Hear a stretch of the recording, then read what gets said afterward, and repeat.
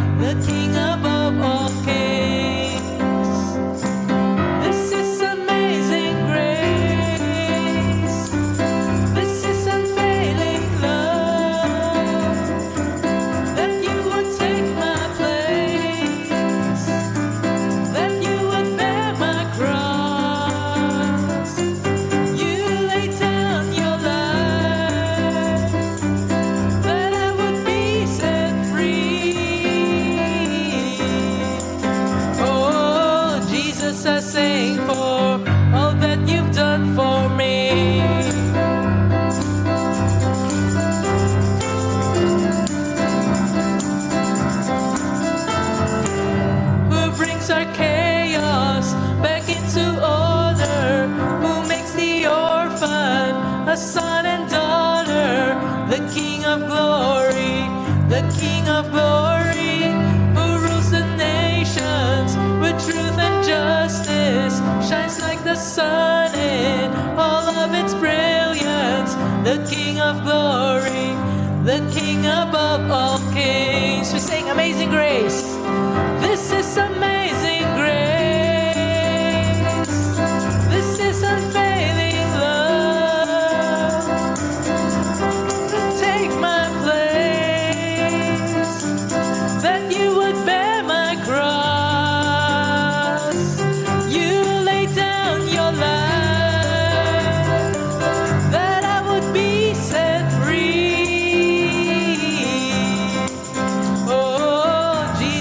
Sing for all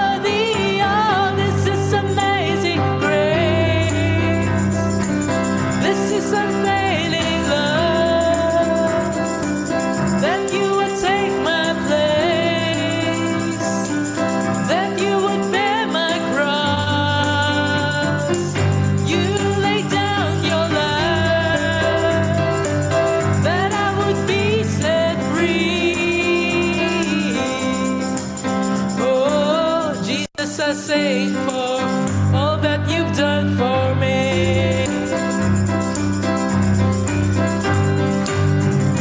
Palakpakan natin ang ating Panginoon. Purihan natin siya. Mga kapatid, God's word says that He will never leave us nor forsake us. Jesus Christ is the same yesterday, today, and forever. At tulad ni Jesus, na habang siya'y namumuhay dito sa mundo at nagsisilbi, humarap siya sa maraming klaseng troubles or mga problema. At hindi niya natatakasan ng problema. Tulad natin, just like you and me today, habang nabubuhay tayo dito sa mundo, hindi natin maiiwasan ng problema. Ngunit kahit ano pa man ang nakalagay sa harap natin, whatever comes before us, we know that we will not fear and we will not be afraid. Because we have God, we can call on His name. And we know that He comes to the rescue wherever we call upon His name. So mga kapatid, awitan natin si Jesus, ang ating tagapagligtas, manunubos, at ang ating Panginoon. Let us sing to the Lord, our Savior, Redeemer, and our Lord, our God. Let's sing together. You call me out upon the waters, the great unknown, where feet may fail. And there I find you in the mystery, in oceans deep, my faith will stand. And I will call upon your name and keep my eyes above the waves. When oceans rise, my soul will rest in your embrace. I am yours and you are mine.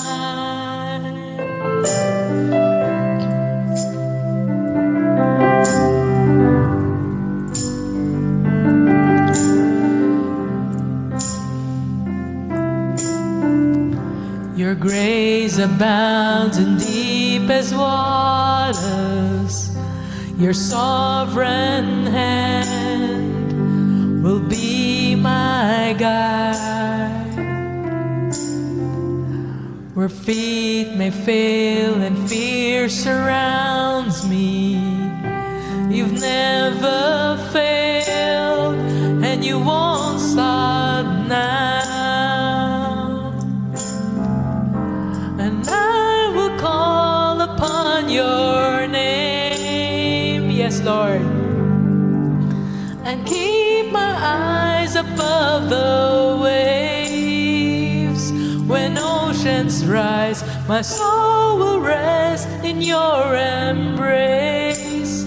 I am yours and you are mine.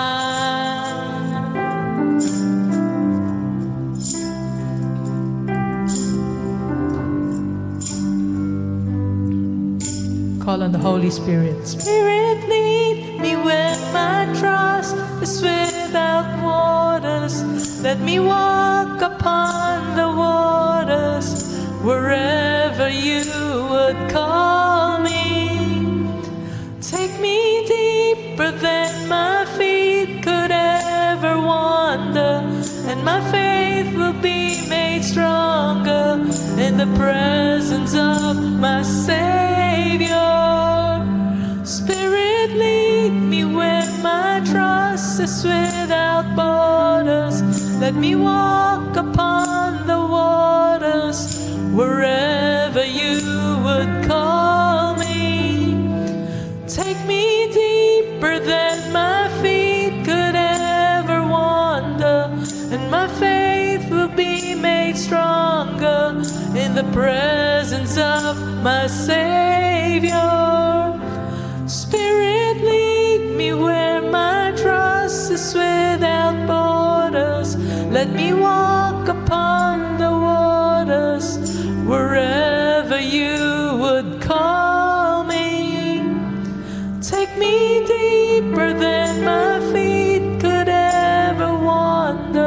and my faith will be made stronger in the presence of my Savior.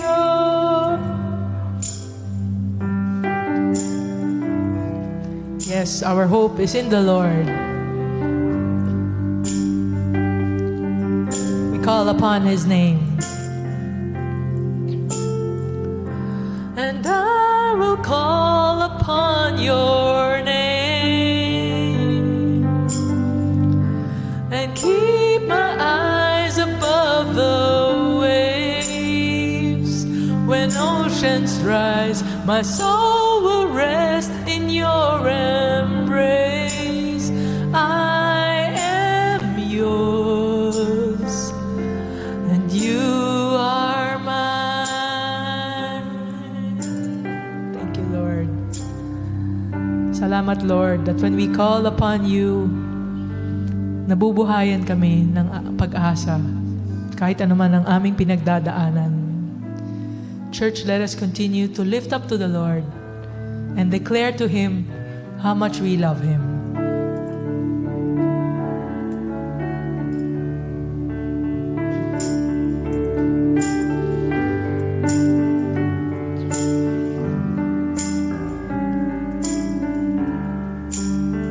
Let us sing together. I love you, Lord, and I lift my voice to worship you. Oh, my soul, rejoice. Take joy, my King, in what you hear. May it be a sweet, sweet sound in your ear. Awitan natin siya. Mahal kita, O Panginoon,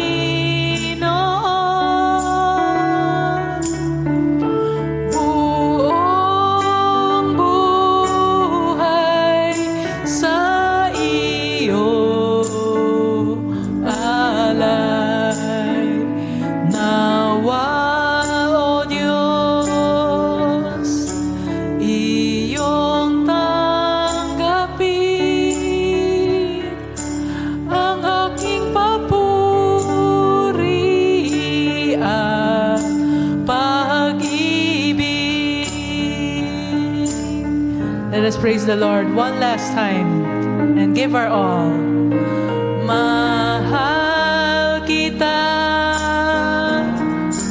O Panginoon,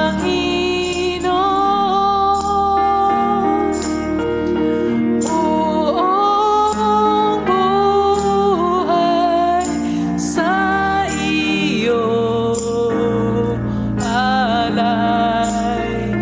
Nawa, O Diyos, iyong tanggapin aking papuri at pag-ibig.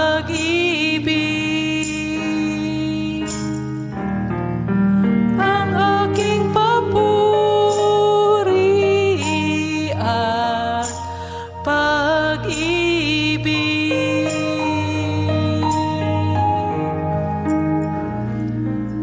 Tayo'y lumapit sa ating Panginoon. Siya ay sumasa atin ngayon.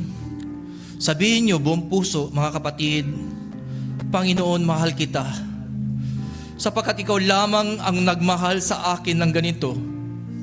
Hindi mo ako iniwan, hindi mo ako pinabayaan, tinanggap mo ako ng buong buo, Panginoon. Panginoon, hindi man ako matanggap ng sanlibutan, Panginoon, sapagkat ako ay hindi katanggap-tanggap, Panginoon. Ngunit ipinakita mo, Panginoon, ang iyong pagmamahal sa akin nang ako ay tanggapin mo sa iyong buhay. Panginoon, kami ay hindi karapat-dapat, Panginoon, na tumayo sa iyong harapan, sapagkat ikaw ay napakapuro, napakalinis, Panginoon. Maging ang mga papuring ito maging ang panalangin nito, Panginoon, ay walang karapatan na makarating sa iyong kaharapan, Panginoon. Ngunit dahil sa ginawa mo, Panginoong Hesus, ang langit ay nabuksan, kami ay iyong tinanggap, kami ay inyong niyakap, Panginoon. Salamat o dakilang Diyos Ama, aming Panginoong Hesus. Panginoon, patuloy po namin ipinapanalangin, Lord God, ang mundong ito, ang bansa namin, Panginoon, na hanggang ngayon ay pinamamahayan ng kadiliman, Panginoon. Punong-puno ng kasamaan, Panginoon. Maraming binulag ang kampo ng kadiliman. Maging ang mga nasa gobyerno, Lord God, sila ay binulag. Hindi nila makita ang katotohanan. Hindi nila alam ang mga tama't mali, Panginoon. Sila ay bihag ng kasamaan, Lord God, na hanggang ngayon ay patuloy ang kanilang paggawa ng kasamaan, Panginoon. Panginoon, alam po namin na alam nyo ang lahat ng nangyayari sa mundong ito, Panginoon. Kami ay dumudulog sa inyo, Panginoon, na hindi sila parusahan, Panginoon, kundi, Panginoon, buksan nyo sila sa katotohanan na sila mismo ay makatanggap din ng pag-ibig mo, Panginoon, ng pagpapatawad, Panginoon. Maging kami ay kagaya nila, Panginoon, marumi, hindi karapat-dapat, Panginoon. Ngunit kami ay inyong tinanggap. Binuksan niyo ang aming puso sa pamamagitan ng inyong banal na Espiritu, Lord God. Naunawaan namin ang katotohanan. Kayo ay lumapit sa amin, Panginoon. Ito po ang dalangin namin na mismo lahat ng tao sa mundo, Lord God, ay hindi maging bihag ni Satanas, Lord God, ngunit maging bihag ng iyong kabutihan, Panginoon, na sila ay luluhod at sasamba at sasabing, ikaw lamang ang Diyos, ang Panginoon ng lahat. Panginoon, dalangin po namin sa simbahang ito, Lord God, sa inyong tahanan, Lord God, na patuloy na magliliwanag ng inyong kabutihan, patuloy na magliliwanag ng pagmamahal, Lord God, sapagkat maraming tao, ito ang hinahanap, Panginoon. Ito ang kanilang katanungan sa kanilang buhay kung talagang mahal mo sila, Lord God. Gamitin niyo po kami, Panginoon, bilang inyong kasangkapan, Lord God, na makita nila na walang imposible sa iyo, Panginoon, na sila mismo ay tatanggapin mo, Panginoon. Panginoon, dalangin din po namin sa mga kapatiran namin, Panginoon, na marami pinagdadaanan sa buhay, sa kanilang negosyo, sa kanilang kalusugan, sa kanilang pamilya, Lord God, isinusuko po namin sila sa inyo, Panginoon. Panginoon, sapagkat ikaw lamang ang siyang makakatulong sa kanila, Panginoon. Hilumin mo ang kanilang puso, pagalingin niyo po ang kanilang sakit, Panginoon. Bigyan niyo po sila ng kalakasan sa lahat ng pagsubok na kanilang pinagdadaanan, Panginoon. Mangyari, Lord God, na magliwanag, patuloy na magliliwanag ang buhay namin upang ang mga tao sa paligid namin ay makikita ang iyong kabutihan at sasamba sa iyo at sasabihin, ikaw ay buhay at tunay na Diyos. Salamat, Panginoon, sa iyong pag-ibig na wagas. Sa inyong pangalan namin, Panginoong Hesus. Amen. Muli nating ihayag ang ating pag-ibig sa Panginoon. Let's sing one last time.